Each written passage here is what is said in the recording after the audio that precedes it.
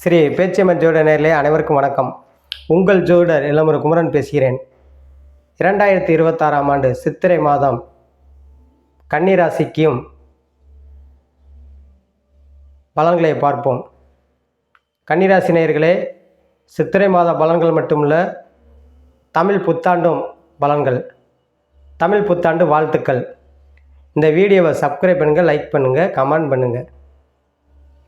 கன்னிராசி நேயர்களே, ராசிநாதன் புதன் 7ஆம் இடத்தில் சித்திரை 7ஆம் தேதி வரை 7ஆம் இடத்திலிருந்து ராசியை பார்ப்பதும், 8ஆம் இடத்துக்கு புதன் போனாலும் பயப்பட வேண்டியது. உங்களுக்கு மறைவு ஸ்தானம் கிடையாது புதன்.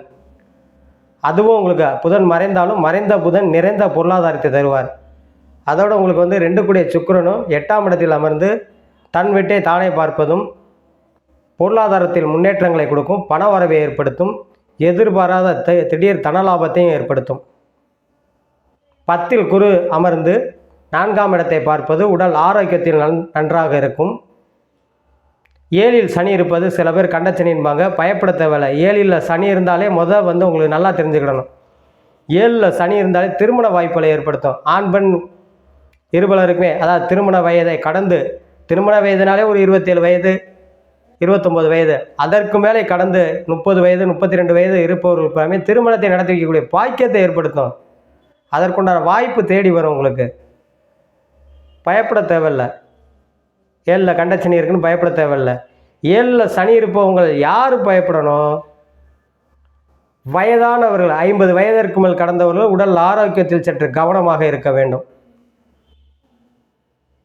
அதே இந்த கன்னிராசி நேயர்கள் புறாமே சொந்த பிஸ்னஸ் பண்ணுறவங்களுக்கு புறாமே நல்ல முன்னேற்றங்களை வருவாயை ஏற்படுத்தும்.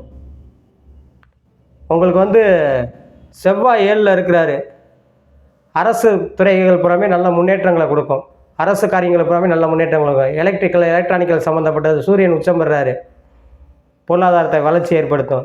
சுக்கிரன் தான் வீட்டை பார்ப்பது கலைத்துறையில் உள்ளவர்களுக்கு புதிய வாய்ப்புகள் தேடி வரும்.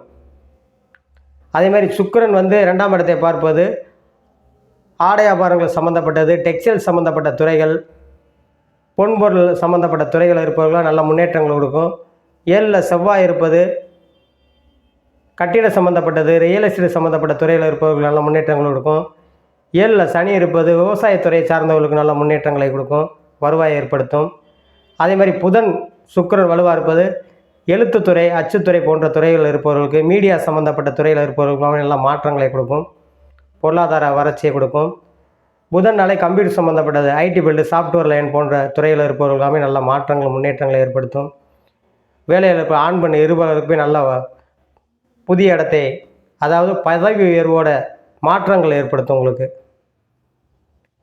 இந்த அரசு வேலைகளில் இருப்பவர்களுக்காமே நல்ல மாற்றங்கள் முன்னேற்றங்களை ஏற்படுத்தும்.